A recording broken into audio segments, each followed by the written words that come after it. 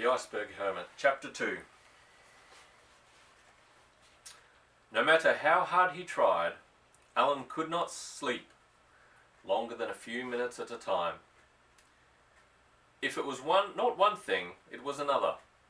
The noise of a piece of drift ice smashing into the side of the ice field would jolt him awake and leave him trembling with fear. Or his feet would get too cold and start to throb with pain.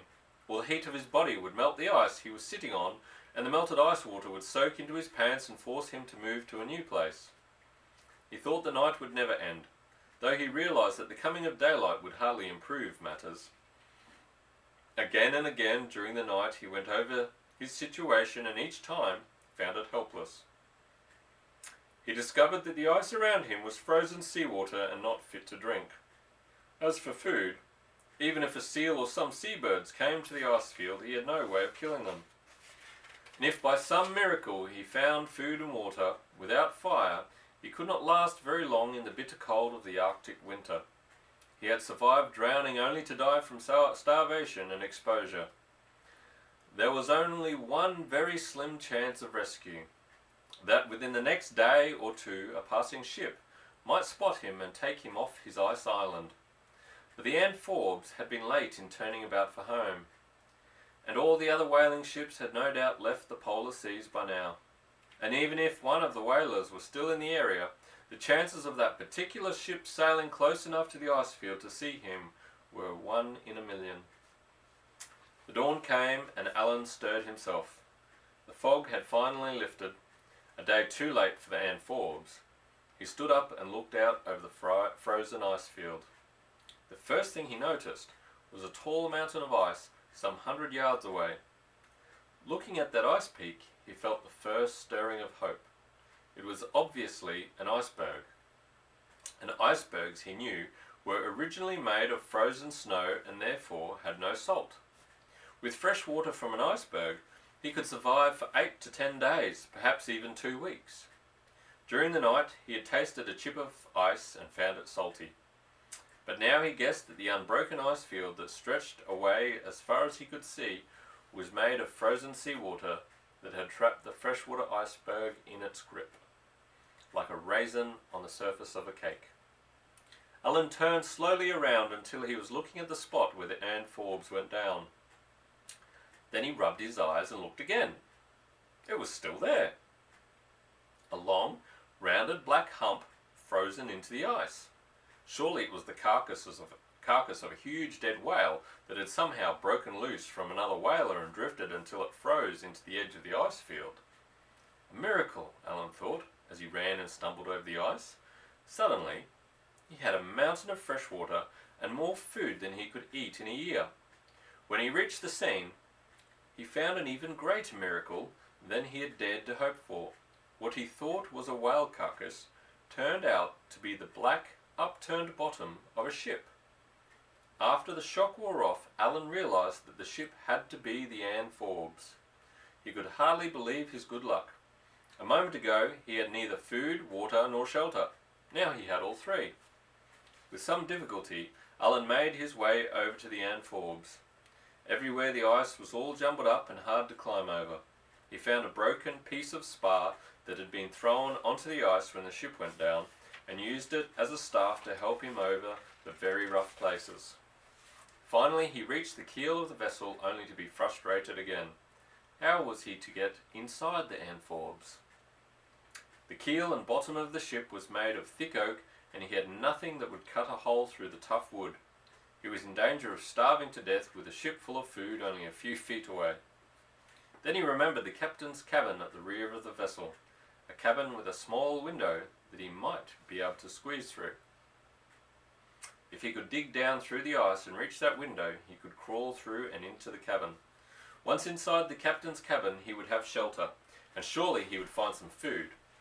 But how could he reach the cabin with nothing to break or chop with? By now Alan had a raging thirst. His last drink of water had been the day before, and the piece of salt ice he had sucked on during the night had only added to his thirst.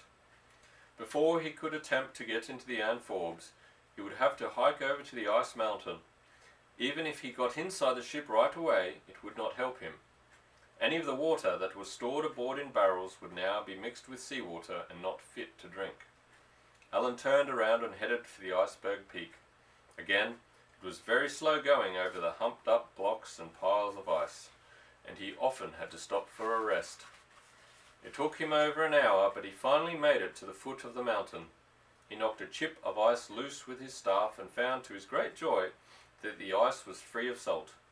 He drank until he was satisfied, knocking pieces loose and letting them melt in his mouth. After that he remembered his promise to his mother, took out the Bible and read a page. Alan looked up at the towering peak of ice above him. If there were only some way he could cut steps to the top of that mountain, he could see for miles. He could even put up a signal of some kind, a flag, that might be noticed by a passing ship. At that moment, however, he had to return to the Ann Forbes and figure out some way of getting inside the ship. He knocked loose a large chunk of ice and jammed it into the pocket of his jacket so that he would have something to drink later on. This time, Alan took what he hoped would be an easier way back to the Ann Forbes. Making his way through and over the jumbled ice, he had to take frequent detours to avoid knee-deep pools of slush, or ice ridges that were too high or too difficult to climb. He had almost reached the ship when he spotted a pile of smashed timbers off to one side.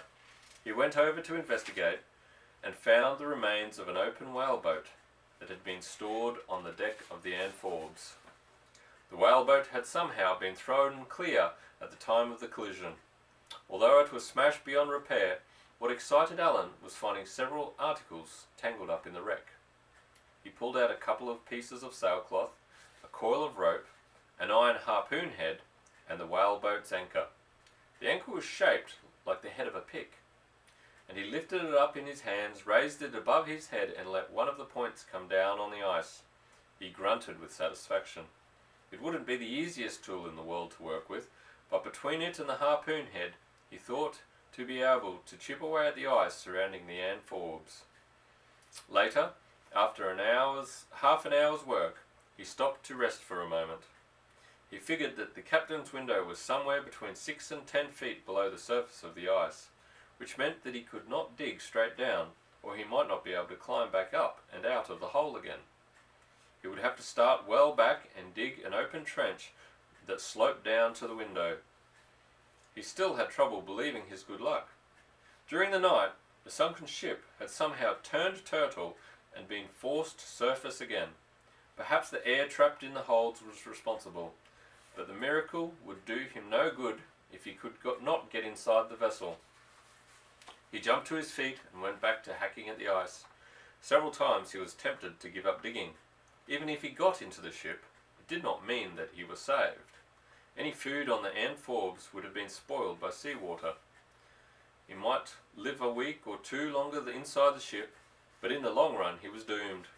But what finally stopped him from giving up was the memory of Bunty Duff talking to his mother that soft spring morning over 5 years ago.